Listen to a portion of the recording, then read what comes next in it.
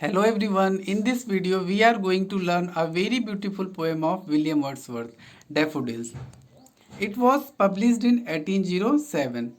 When this poem was written, its title was I Wandered Lonely as a Cloud, जो कि इस poem की पहली line भी है.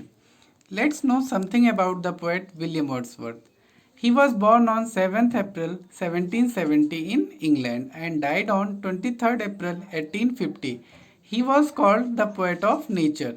He believed nature is a living soul. Nature में जीवन है. नेचर हमारे हर दुख को दूर कर सकता है. हमारी हर समस्या का समाधान नेचर में है. So we should return to nature. There are some difficult words. Float means तैरना, whales, valleys, fluttering, moving lightly and quickly, Milky Way, हमारी आकाशगंगा, sprightly, lively, outdid, get the better of, glee, great delight, gay, cheerful, jocund, very cheerful, couch, sofa, flash, twinkle, inward eye, mind or sweet memory, solitude, the state of being alone. Before we start the explanation, let's understand its background. एक बार William Wordsworth टहल रहे थे कि वो झील के किनारे ढेर सारे डैफोडिल्स को देखते हैं. डैफोडिल्स की एक कतार देखते हैं जो कि हवा में झूमते हुए इतने सुंदर लग रहे थे कि वो उसको निहारते ही रहते हैं और वहीं से इंस्पायर्ड होकर के ये पोएम लिखते हैं. So let's try to feel his feelings. उनको कैसा एहसास हुआ, वो कितने इंस्पायर्ड होते हैं, इस चीज़ को हम समझने की कोशिश करते हैं. I wandered lonely as a cloud that floats on high over vales and hills when all at once I saw a crowd, a host of golden daffodils beside the lake, beneath the trees, fluttering and dancing in the breeze. Poet कहते हैं, एक बार मैं टहल रहा था. कैसे टहल रहा था? जैसे आकाश में बादल तैरते रहते हैं, उनकी कोई दिशा नहीं होती, कोई उद्देश्य नहीं होता, वैसे मैं भी एमलेसली टहल रहा था कि अचानक मेरी नज़र डैफोडिल्स की एक कतार पे पड़ती है, एक झुंड पे पड़ती है. ढेर सारे डैफोडिल्स जो है खिले हुए थे, मेरी नज़र पड़ती है. Beside the lake, beneath the trees, fluttering and dancing in the breeze. झील के किनारे, पेड़ के नीचे वो झूम रहे थे, हिल रहे थे और डांस कर रहे थे. यहाँ पे पोएट ने गोल्डन वर्ड क्यों यूज़ किया है? एक्चुअली डैफोडिल्स येलो कलर के होते हैं, क्योंकि सूर्य की रोशनी में वो चमक रहे थे और बहुत सुंदर लग रहे थे, इसलिए उनकी सुंदरता को व्यक्त करने के लिए पोएट ने यहाँ पे गोल्डन वर्ड का यूज़ किया.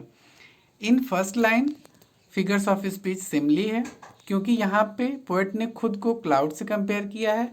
And in third line personification है, क्योंकि यहाँ पे डैफोडिल्स के झुंड को उन्होंने आदमियों का झुंड मान लिया है. और राइम स्कीम क्या है? A B and C c. First line देखिए, cloud a, hills b, crowd a, daffodils b, trees c and breeze c. Next stanza, continuous as the stars that shine and twinkle on the Milky Way, they stretched in never-ending line along the margin of a bay.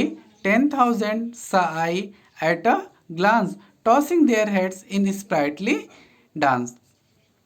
जैसे कि आकाश में, यहाँ आकाश गंगा कहा गया है, जैसे कि आकाश में तारे जहाँ तक देखो आपको दिखाई देते हैं, यानी तारे कभी ख़त्म नहीं होते और वो चमकते और टिमटिमाते रहते हैं, वैसे ही इन डैफोडिल्स की कभी न ख़त्म होने वाली कतार झील के किनारे फैली हुई है, स्ट्रेस्ड फैली हुई है, यानी जहाँ तक देखिए डैफोडिल्स ही दिखाई दे रहे हैं. 10,000 saw I at a glance, tossing their heads in sprightly dance. और एक झलक में मैंने देखा कि वो 10,000 थे और वो अपना सिर हिलाते हुए झूम रहे थे और नाच रहे थे. पोएट ने यहाँ पे 10,000 क्यों कहा है? क्योंकि वो उनकी संख्या को बहुत अधिक दिखाना चाहता है, इसलिए उसने यहाँ पे 10,000 कहा है. फर्स्ट लाइन में सिमली है, क्योंकि यहाँ पे पोएट ने डैफोडिल्स का कंपेयर स्टार से किया है. एंड लास्ट लाइन में टॉसिंग देयर हेड्स, यानी जो डैफोडिल्स जो हिल डुल रहे हैं उनको पोएट ने क्या कहा है? जैसे कि आदमी अपना सिर हिलाते डुलाते हैं. Rhyme scheme A, B and C, C. Next stanza. The waves beside them danced, but they outdid the sparkling waves in glee. A poet could not but be gay in such a jocund company. I gazed and gazed, but little thought what wealth the show to me had brought. क्योंकि झील में पानी था और हवा से पानी में लहरें उठ रही थी, तो पोएट कह रहा है कि ऐसा लग रहा था जैसे वो लहरें भी नाच रही हैं, लेकिन डैफोडिल्स खुशी में ऐसे नाच रहे थे कि वो लहरों से अच्छे लग रहे थे, लहरों से अच्छा नाच रहे थे वो। और इस खुश मिजाज कंपनी में, इस चीयरफुल कंपनी में, इस जिंदा दिल कंपनी में एक पोएट होने के नाते मैं क्या कर सकता हूँ, सिर्फ खुश होने के अलावा। यानी इस चीयरफुल कंपनी में मैं सिर्फ खुश हो सकता हूँ। I gazed and gazed but little thought what wealth the show to me had brought.